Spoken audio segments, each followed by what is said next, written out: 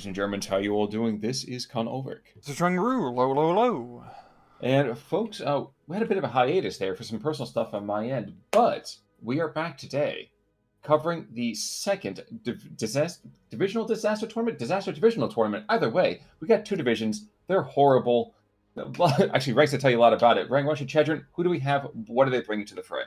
Well, on the left-hand side, in the blue, we have ourselves Onord, otherwise known as Lord of the PTRSs, playing as Rosselsprung Group. I'm not gonna try to, learn my German today. He's playing Vanguard Income. Right-hand side in red, we have a Colonel Koenig, 42, playing 19th Tank Corps with a Flatline Income. So this is the second divisional disaster tournament. This time being hosted by Herr Robert. The first run for Seal Division 2 was back in 2020, hosted by yours truly. Pretty much the gimmick of the tournament: you build a terrible division within reason as rules and limitations. Your opponent plays your terrible deck, you play your opponent's terrible deck. Best of run, 1-day tournament. And as you can see here, just from the decks and from this opener, it's disgusting. It's disgusting, yes, but it's kind of fascinating at the same time. Like, where else do you get to see Italian tanks in this game? You don't see them anymore. Oh, we're seeing just down south, KF Seds and a bunch of Pack 36s are rushing. I mean, Koenig is bringing in that one IS-2, trying to zone things out. But both decks are pretty interestingly set up. Koenig's, a lot of airplane spam, not many tanks, but some pretty powerful runs, while Onord is really going to be dipping into the infantry, crappy infantry and crappy tank spam. Exactly. Now, I know yours truly certainly did this a long time ago, which is very true to all of us. It was wonderful. So, what is so fascinating about the approach to this kind of deck? Like, how are people able to adapt on the fly? Like, what would you suggest for most people out there? Oh no, I find with these terrible division tournaments, it's mainly just about using infantry to try to screen control, because usually if how decks are set up, you don't have a whole lot of killer units, because your opponent is going to make sure you're not going to have the killer units available to you. So usually just cheap spam, if you're fortunate enough to get a hold of that, is usually a good way to go. Like the biplane attack wing of here's five guys chucking 15-pound bombs at the side of their planes. Yeah. Now, it's worth mentioning that these things, right? The first guy here, he's just kind of trying to, get some coverage for the Yak 1 Beast. Technically, he should be able to do pretty well with these, but it's World War One all over again. Oh, Lord. Bloody hell, it's a flying circus going to be bombing the crap out of those IS-2s. And they get one of them. One. Oh, jeez. That's a very good pickoff, because there's not a whole lot of those IS-2s, and also as a flatline income, it's a bit difficult to be purchasing them. Well, the kind of funny thing here, too, is that he was able to sucker out some of the early Yak 1Bs. That's 1/3 of an actual airplane coverage completely gone. So, despite the fact that he's got crazy, like, super killer tanks, he only has 6 of them. I'm sorry, he's got 5 of them. And his airplanes don't come out until much later. And so, actually, you were making a comment before we got started here. You said spam infantry. You made that comment again here. Is the 19th numbers, are they good enough to actually be able to balance this out? Or is it just sort of, well, sayonara kind of ideas here? Yeah, they don't have a whole lot of troops. They have their recon tab filled in quite a bit, but two-man recon teams aren't exactly going to be pushing the front line here. So Koenig is really going to have to leverage aircraft spam later on to just blow the hell out of the front lines. It is exactly going to be the case here. Now, the funny thing about this, though, too, is the T-3485 Comroti that we have down in the south, yes, it's not going to be an IS-2, but you know what? That thing is still scarier than pretty much anything that's over on the Unternehmen Rosselsprung kind of deck. Yeah, pretty much every single of Colonel Koenig's tank is like bringing a modern tank, or being up-tiered so much in War Thunder. It's not going to have many of them, but by God, they can do a whole lot of damage. But at the same time, with a target-rich environment, which Onord is providing, they're going to have somewhat limited capabilities. Just, you can only blow up so many cheap infantry. That's true. I'm also actually quite surprised by Oh, no, he's just bringing them in for recon. All the little rinky-dink biplanes coming back through, maybe getting recon and trying to get unmask some targets. Maybe that's what I'm seeing here. Yep, we got bombs coming in immediately. So IK2 is kind of being moved on in. Now, funny thing is, up to the northern side, as they kind of continue to putter on through, and indeed they're making strafing runs with those machine guns, which is charming and yet oddly terrifying. Yeah, we're seeing the Akron Bees come in. That IK2 does get slapped. And not even going to try to get the other biplanes. Is a little bit of anti-air and the other IK2 will ward him off. Well, the thing is, too, there's an 85 mil at the top who might be able to get some shots off. Ooh. No, just very much outside of that range. So maybe the next, basically, well, layer of attack here is going to be down to the southern side. So the Brandenburg Pios, these guys, you mean, could be a heck of a lot better, but it could be a heck of a lot worse, too. But I guess ultimate pretty cheekies. good. Yeah, exactly. The Avtos are just getting slapped at close quarters. Double flamethrowers. Yeah, I don't care how many Papashahs you have, that you're going to get popped regardless. Now, and also, the 738's been moved on in, so Commodores, oh, smoking that up. There we go. Maybe they'll be able to take out the Brandenburg Pios? No. E-34 is getting a Oh, bit close. no. No. The smoke and the fire. Jeez. So that's, you know, what, one-third? One-third of his tanks are certainly gone right about now, and, you know, if you're Colonel Koenig, what do you do? Rate till C phase and just level the hell out of that hill with those bombers. You do also have some pretty good heavy artillery. Once again, it's all a right elephant gift, as they're all bloody expensive to bring out. So it's going to be hard to bring out those super weapons and actually have them take effect on the front line. Because if you buy them, you're not going to really have any other units on the front line to defend the bloody front line. And we're seeing this as the issue right now of Koenig down south. He barely has anything there. Up north, the town is just infantry spam to hell, and those 81mm mortars are going to start doing some pretty good work. Oof. Yeah, I mean, geez, he drops one round perfectly on top of that anti-tank gun really, really easily. So I guess you're designing a deck. How do you do it? Like, what would be your prime kind of idea here for somebody else? How, you know, we're playing against one another. Forget the fact that you're so much better than me already, sir. How would you screw me over? I think the main thing is just picking a division with terrible infantry, so you can just get array of the bare minimum of infantry, give them a crappy income, like flatline in this case, and then try to give your opponent as many expensive units as possible. Because those expensive units may be good, like an IS-2 is an IS-2, but when you can't really afford to bring them out in the field, they're not going to have much leverage. That certainly does seem to be the case, doesn't it? Now, one of the things that's going to be kind of interesting to see here is that we do have about 90 seconds, just a shade over 90 seconds, before Phase B hits. And Phase B, does Onord's deck really get that much worse over here in B? Or is it just sort of, well, you know, them's the breaks?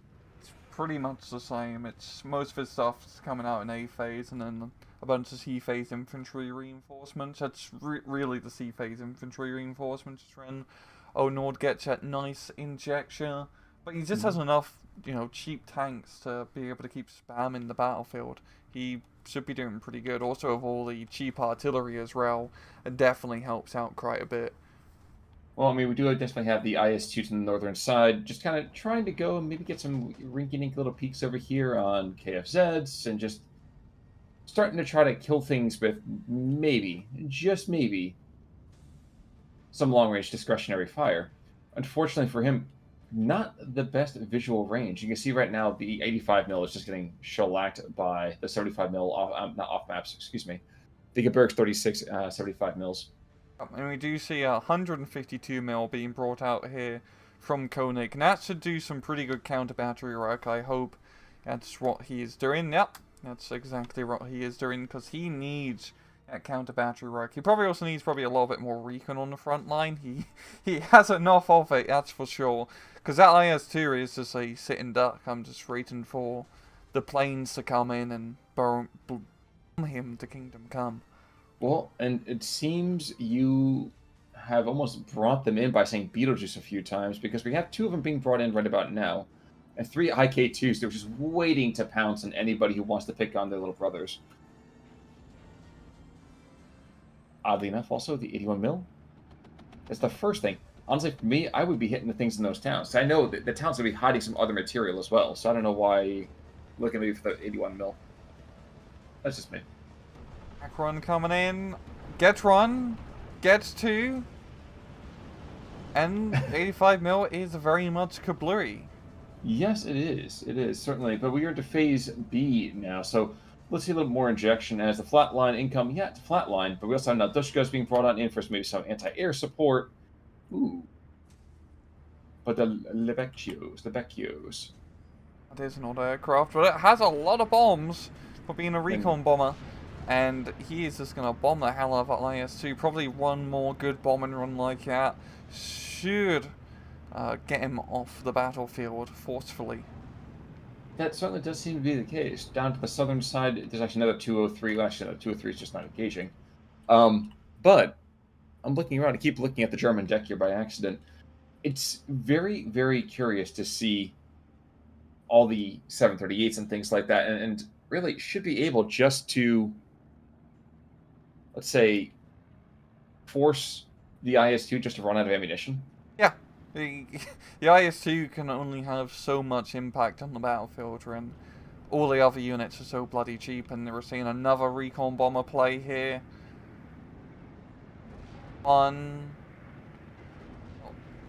Going to get the second bombs off with the second Libiacho, but the biplanes are going to come in clutch. Which is very, very strange to see. Now, the Dushkas, just a single 12-7, so I can kind of understand why you don't see really any ground fire whatsoever, but it's actually kind of depressing just not to see any ground fire whatsoever. Yeah. He's bad. Getting completely pounced in the aircraft tab, which is funny considering Colonel Koenig's aircraft tab is quite deep, but only deep into sea phase. His only airplane reinforcements right now are U-2s, which aren't exactly great in the air defense role. No, that's for sure. Although he does have those cluster bombs underneath them, so theoretically he can use them to start killing the swaths of light tanks that are just kind of marauding around the map. And down to the southern side, we are going to see Dushkas kind of being used over here in a more of an anti-infantry role. A couple Sapiris with Papa Shahs being brought on in. So, yes, things do look bad-ish, but if he can continue to limp over here until C, it's still a possibility. Yeah, the one advantage is that all of Onord stuff is pretty bunched up on the southern hill and the middle lung, and also up north as well. So it should be pretty target-rich environment to just blow him to smithereens, even though he has a ludicrous... He's not going to get through, even in like a full-on 50-minute match, get through all of those aircraft. It's just... Yeah. It's completely insane. You could say it's quite terrible. Well, it's kind of crazy to me just to be like, oh yes, you know what? I don't really have to go and give you anything worthwhile. Mitchells are terrifying, yes, when you have 30 of them all flying together and you're bombing some, German automotive factory for ball bearings. But, like, in this, here, now, no. As an upper limit of aircraft, right, you just end up becoming, like, diminishing returns. Like, 2 or 3 bombers is usually pretty good. But when you get to 12, and you bomb the same hill, you're not really getting that much better results. And the problem here for Koenig is just he does not have enough infantry to affect the front line. Well, yeah, I mean, right now he's using Dushkas over here as, like I said, anti-infantry support, and again, theoretically it works. Yeah. It just doesn't have the same oomph in the long term, because that 12-7 not gonna do stuff in the long run. It's only 1,000 rounds on those trucks. So you can see right now to the southern side, 100 rounds already. Hasn't even killed the Aufklärer, just wounded it quite a bit. So. Another IS-2 being brought on in. It's going to be pretty dangerous using that to attack up the hill once again, due to the rather CQC nature of it. I think even just using, he's got the 203mm artillery out, using that to just pound the southern hill for him to actually get a foothold on there, probably would go pretty well. He doesn't. Neither side really has off-map artillery, so they need to they need to use their on-map artillery in that off-map role. Yeah, I was gonna say, man. Oh, good lord! You think they're gonna give him on-map artillery? What madness do you think these guys are here? But I'm actually kind of fascinated by the northern side. We have some L6s, which of course are just silly beyond all measure. And the L6s with a theoretically are going to run afoul of this 45 mil. In fact, that's exactly what's going to happen. Yeah, he really just needs to keep him hidden in the town. I mean, all the light tank spam available to Onord works extremely well, especially on this map, as there's a lot of CQC areas. He just can't really, with anything, engage out in the open unless he just bombs IS-2s. Who needs anti-tank guns when you have, you know, a bloody squadron of Libiatios? Yeah, I believe those guys heard you make the comment about is it diminishing returns on bombers, and they said, excuse me? Yeah. So, another one of the Yaks goes down. Yep. And another one. Oh, that's just a bloody furball. It's a one-sided furball. For the Yak, it's a bit of a hairball more than anything else. IK2. In fact, IK2, I don't think I've actually ever seen one of these played. Same, it's just a really... I don't even know... It says it's Croatian. It's just a very weird-looking aircraft. Not exactly a good fighter aircraft, but in this tournament you just have to take what you can get. True. True. And also, okay, the cadet in here. So, 5 MP40s, 4 G43s, anti-tank guns, so like anti-tank grenades, excuse me. Not the worst in the world, but again, still... They're pretty good. They're pretty... With the fanatical trait as well, they're like... Yeah. Troopen which aren't going to move and have anti-tank. They're pretty good infantry. It's the idea, though, I think in my mind, is like, I still want to have those light machine guns. I know I'm aware of the fact G43s are always going to be strong. I get that. But to me, it's one of those things, like, I always want that LMG. If I get a squad within an LMG is a squad that's not really... But you're not bringing them out to kill, you're bringing them out to be killed. Slowly. Yeah, I like my dudes to be meat shields. And that's why you always main the Imperial Guard whenever we play 40k stuff. Yes. Or Tyranids, for that matter, but that's a completely different discussion for a different time. But Southern Hillside is slowly going in favor of Colonel Koenig. Is it quick? Heavens no. But there's that one Brandenburger Führer, and he might actually get 2 kills. 2 tank kills. Might. Oh, which would be absurd. Panzer 35Rs trying to make a slow cavalry push like it's France in 1940, but it was 45 mils in a pretty good spot, and the 35Rs are, well, not the greatest tank. Even for 15 points, they're the bare minimum of what a tank can be. They're the bare minimum, yes, but like you said, this isn't something where you actually care about what happens to them. This is where you just want someone to just drive on forwards in a certain direction. It's just like, attack! And he's like, where? So that's really all you need. And the 45s are slowly picking them off. Now, Colonel Koenig has actually managed to stabilize it quite a bit, which I'm quite surprised. He's been, you know, bled out pretty heavily so far, but now it's 11-13. His real hope is once he gets into C phase, once again, bringing out the bombers. He's got a foothold up north, but it's going to come down to the infantry, and I don't think he has enough infantry to survive a long match, because this will be going the distance. That's true. That's true. I think it's one of those things that if he can get even one bomber out, though, he might be able to freak out and stabilize just long enough. But I don't know if that's going to be happening here. I think that is certainly a tough ask. I do like his Duska push through the lungs here. It's actually a very good push, because there's nothing here to stop us. Of course, out 35 Vats can always relocate, but we're also seeing another push of superior PPSHs try to get into the hill, but the Brandenburg Pioneers are going to be holding.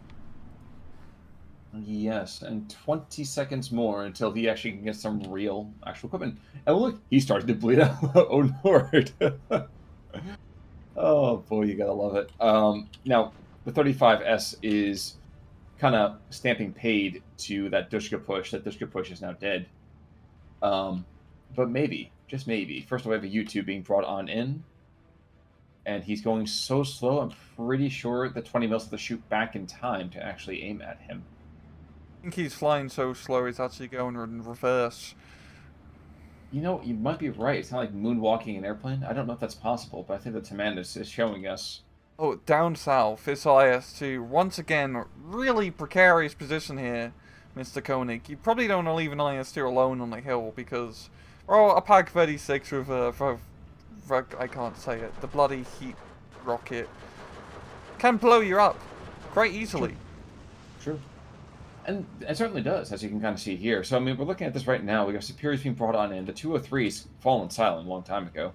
I think at this point, what, four of the 6 tanks are dead? 5 of the 6 tanks are dead? I know we still have the one up north, but that might be it. It might be the last IS-2 ever being made by anybody. Yeah, and it can provide very good fire support, but it's just too much infantry for him to deal with. You know, as we're seeing now with the fire support, especially if the Duskham's being brought out, he is starting to win these infantry engagements as, you know, the Ogmanshiki aren't exactly beefy infantry, but a flamethrower is a good way to deter anyone to, well, evacuate the premises forcefully and usually on fire. Yeah, it's all about really kind of starting a little ignite some a new direction, get some warmth out into the world, and I think they do very well at that. Let's say it's really heading to the fall. Certainly. I mean, it's certainly an autumnal kind of thing. I think you're right. Pioneers are just really all about spreading that joy. Ooh, one Mitchell bombing run, which was rather underbombing, unfortunately. Yeah, just a little bit north of it, and he would have got a very good kill. But his Panzer 35S might as well be the King Tiger on this hill, because he is keeping everybody at bay. Yes, and I think there is still one more IS-2 that's still kind of hunkering around the southern side. But I think that's going to be about do it for us today here. Yes, a bit of a bloody one over here, certainly, for Colonel Koenig. But that just means that Onord was just very, very talented in the way he was able to kind of craft that deck. So well done to him. His deck is, like, that's nasty with the C-phase playing card spam, because it does fit entirely within the rules, but it's just a whole lot of useless activation points and unit setup, and you just have no frontline capabilities at all. You got these powerful, massive units which seem intimidating, but they can't do anything because they only, you know, quantity very much is a quality.